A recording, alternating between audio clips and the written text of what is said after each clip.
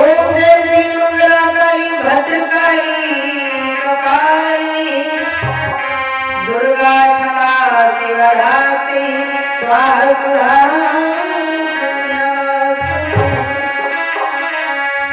गणेश महाराज की बोले साचे दरबार की बोले देवादिदेव महादेव की बोले दुर्गा मैया की बोले काली मैया की बोले शक्ति माता की बोले संदेश्वर मैया की बोले चौकुंडा बाबा की जय श्री राधे।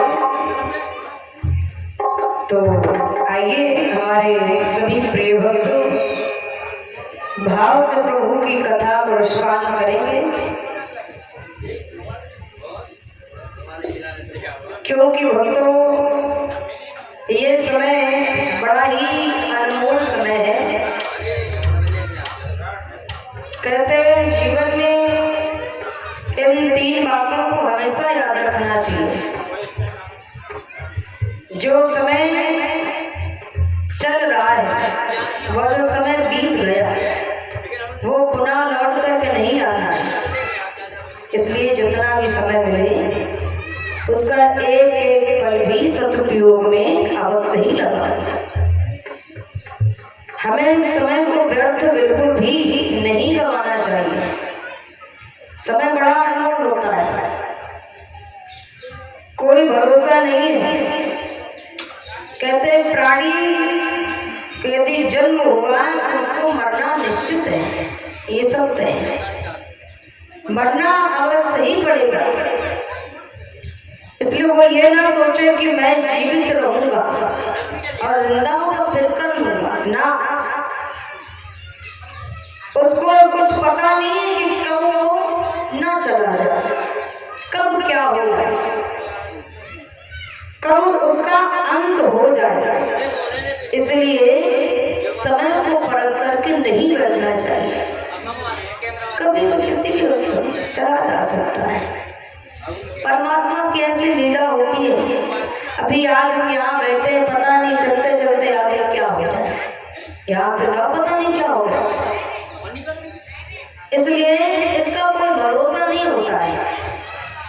जिंदगी एकदम बस एक इस प्रकार सदी हुई है कि छोड़ने से भी जा सकती है। बिल्कुल पानी का खुला है,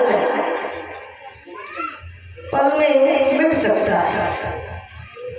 इसलिए इस जीवन में जितना भी समय मिले तो हर समय को हमें हर क्षण को बर्बाद नहीं करना चाहिए, उपयोग में लगाना चाहिए, सत्य कर्म करने चाहिए।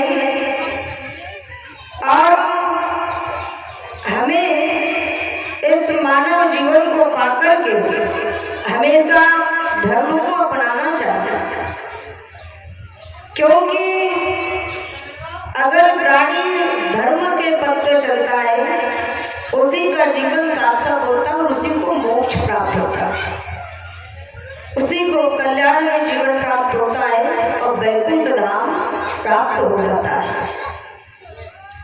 कथा सुनने से महाराज वेद व्यास ने कहा है कि कथा सुनने से कोई लाभ नहीं है। कथा का जब तक सुनकर चिंतन नहीं किया जाए, उसको सुनो उसके बाद चिंतन करो, तभी आप उसका लाभ प्राप्त कर सकते हैं। और यदि चिंतन नहीं करोगे तो सुना सुनकर निकाल दिया, क्या फायदा, क्या मिला, कुछ नहीं। मालूम जैसे एक बार, चलो बात आगे तो कह देते। एक बार क्या होता है,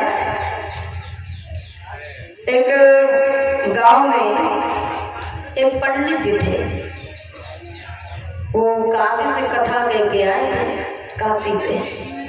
वो जब काशी से कथा कह के लौटे तो रास्ते में बेचारे चले आ रहे थे ट्रेन में, पता नहीं कैसे उनकी जेब कट गई। जब उनकी जेब कट गई तो अब उनको तो पता नहीं था, वो ट्रेन से नीचे उतरे, फिर बोले कोई गाड़ी बैठ जाते हैं, घर चले जाए। अब जब वो गाड़ी में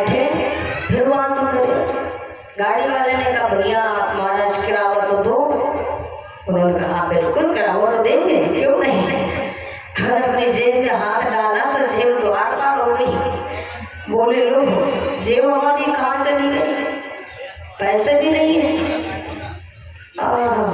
कट गई। बोले महाराज अब चोरी हो गई, पैसे तो है नहीं, क्या करें।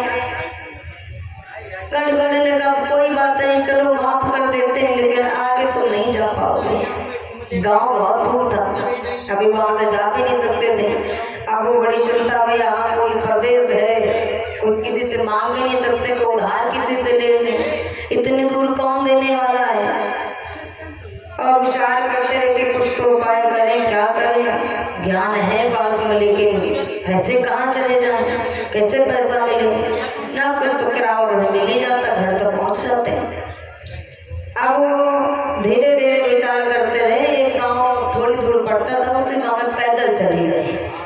सोचा चलो यहाँ जाते हैं, कुछ देखते हैं, उपाय करते हैं, रात भर ठहरेंगे ना, कुछ होगा व्यवहार बना के यही पैसे ले लेंगे, सुबह निकल जाएंगे।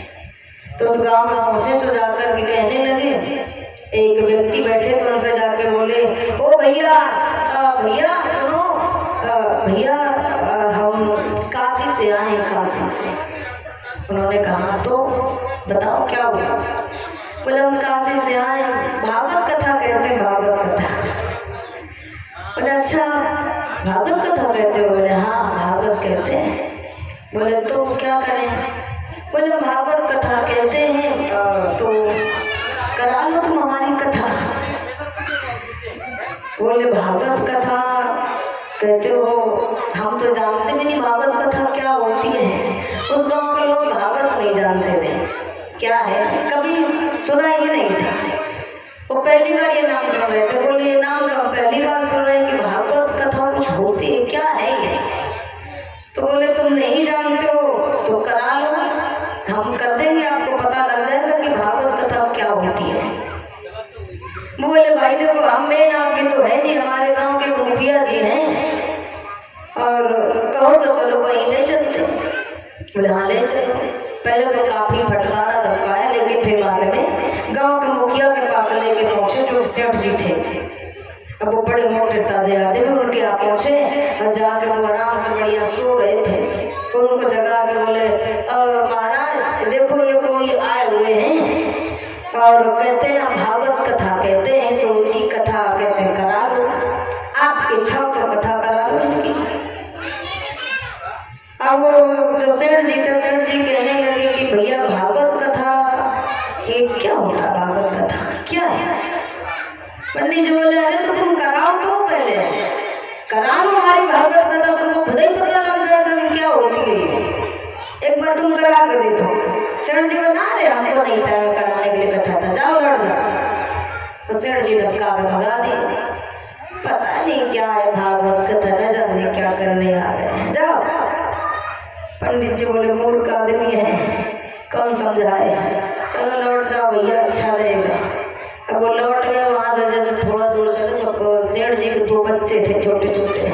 अब उनको लगा कोई खेल वाले आया है, कोई कुछ देने के लिए आया, कुछ बेचने आया है। सो उस सेठ के बच्चे कहने लगे पापा पापा भागवत कथा कराओ, भागवत कथा कराओ, हम भी देखेंगे भागवत कथा कैसी होती है, हम खाएंगे भागवत कथा, भागवत कथा कराओ। अब सेठ जी को लगा कि बच्चे चिल्ला रहे हैं और इनकी जिद है। सेठ जी बोले चुप रहो, भागवत कथा खाओगे, कभी देखा है, कभी खाया है, कैसी होती, जाने कैसी होती होगी। बच्चे कहते हम खाएंगे, तुम एक बार लेके तो आओ। सेठ जी बोले चलो उनकी जिद है तो चलो करा देते हैं। सो सेठ जी बोले ओए पंडित जी इधर आओ, लौट के। पंडित जी बोले लगा तो बनी कोई बात है। अब पंडित जी आए, बोले हाँ बताओ। बोले हमारे बच्चे हैं ये बहुत चिल्ला रहे हैं, कहते भागवत कथा कराओ, तो जो कुछ हो तुम लाए हो, जो कुछ करते हो इनको दिखा दो। हमारे बच्चे देखो रो रहे हैं, हमें अच्छा नहीं लगता, दिखा दो इनको। पंडित जी बोले ठीक है व्यवस्था करो। अब पंडित जी ने लिखवाया बढ़िया बड़े आराम से, फिर सारे विधान पूर्वक जो जैसे बना सो बैठ गया आसान लगा के। अब जो सेठ जी जहाँ रोज बैठते थे, जहाँ सो जाते थे जाकर के उसी आसन पे, उसी चौखटा पे पंडित जी बैठ गए। और जब वहाँ बैठ गए तो सेठ जी का वो आसन था। सेठ जी आया, यहाँ पंडित जी की कथा चल रही है और सेठ जी वहीं आकर के उसके पास में बैठ गए। धीरे धीरे सेठ जी को नींद आ गई। जब नींद आ गई तो वो धर्म की जगह में अपना सर और सो गए। और जब सो गए उनकी जगह में सर रख के सब काफी देर सोते रहे। पंडित जी कहते हैं अब उठ रहा है, शायद अब उठ रहा है, लेकिन वो उठने का नाम ही नहीं ले। अब पंडित जी की जगह टूटने लगी। पंडित जी बड़े दर्द हुए, बोले अरे भगवान उठ जाओ, पैर हमारा टूटा जा रहा, तुम बैठे हो उसी में। और सेठ जी उठ ही नहीं रहे। जब उनसे बर्दाश्त नहीं हुआ तो धीरे धीरे हिम्मत करके जगाने लगे। बोले ओ सेठ जी उठाओ, अरे उठाओ, दर्द है हमारे पैर में, कहा तुम सो रहे हो, उठाओ, देखो कथा चल रही, बढ़िया सुनाओ। अब सेठ जी सो रहे हैं बड़े आराम से। काफी देर में जब वो धीरे धीरे जगाया तो उठे। जब उठे तो कुछ लोगों की आदत होती है कि सोते टाइम यदि तुम जगा दो तो बड़ा गुस्सा आता है और हो सकता है वो लड़ जाएगा, मार देगा। तो उनको बड़ा गुस्सा आया। जब क्रोध आया तो उन्होंने खींच के दिया पंडित जी के, नींद खराब कर रखी पूरी, अब वहां से जब पंडित जी को वो भी खाए पिए आदमी, उनको भी बड़ा गुस्सा है। देख लो हम ऊपर से कथा सुना रहे हैं और ये हमें मार रहे हैं। पंडित जी ने वेग मिला के दिया। अब जब उन्होंने वेग दिया तो सेठ जी फिर अरे उल्टा के दे दिया हमें, सेठ आदमी हमें मार दिया इसने। अब सेठ जी को फिर बर्दाश्त है, सेठ जी ने फिर दिया। अब दोनों पे मारपीट बड़ी जोर से चालू हो गई। जब मारपीट चालू हो गई तो पहले तो गड्ढा खोदा जाता था अनाज भरने के लिए, सब कुछ कहा जाता है। तो अनाज भरने के लिए उस पर गड्ढा बड़ा सा खुदा हुआ था। अब लड़ते लड़ते दोनों मारपीट करते करते पंडित जी सहित दोनों उसी गड्ढे में जाके गिर गए। तो गड्ढे में जाके गिरे तो सेठ जी नीचे लगे, पंडित जी ऊपर से अते चालू। अब मारपीट उसी में चालू। भैया गांव में भीड़ लग गई। गांव के लोग आगे दौड़ दौड़ के बोले कोई आया है, भागवत कथा कहते हैं वो, और पंडित जी हैं कोई आए हैं, वो ऐसी कथा कह रहे हैं कि सेठ जी की जान निकली जा रही है। चलो चलो चलो अपन भी देख लेते हैं चल के। सब लोग भीड़ लगा के दौड़ के देखने लगे, आसपास से खड़े। सेठ जी के बच्चे दोनों चिल्लाने लगे अरे महाराज हमारे पिताजी को छोड़ दो, ऐसा मत करो, इनको छोड़ दो, देखो गलत कर रहे हो तुम्हारे पिताजी को छोड़ दो। अब नहीं हम सुनेंगे, भागवत कथा छोड़ दो। पंडित जी कहते ना ऐसा नहीं छूटने वाला ये, पहले अपने अपने घर से अनाज लेके आओ, अब दक्षिणा लेके आओ सब लोग, तब छूटेंगे। अब उनको छुड़ाने के चक्कर में गांव के लोग सब ले लेके आने लगे, जो जैसे जितना बन सके सब ले लेके आने लगे। धीरे धीरे उस गड्ढे में भर दिया। अब पंडित जी के रुपया काफी हो गए। जब पंडित जी ने देखा कि चलो काम करने लायक हो गया है काफी, जितने के जेब कटी उतने ही बन गया है।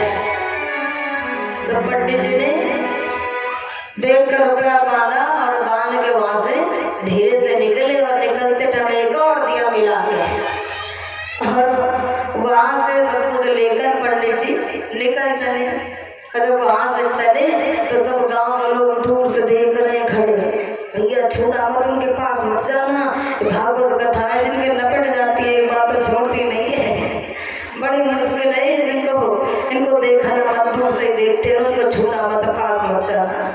अब पंडित जी जितनी दूर तक दिखाई देते हैं सब लोग देखते ही रहे। वो जा रही भागवत महारानी, वो जा रही है, बड़ी खतरनाक है ये, इनको दूर से ही देख लो, पास मत जाना, वो जा रही है।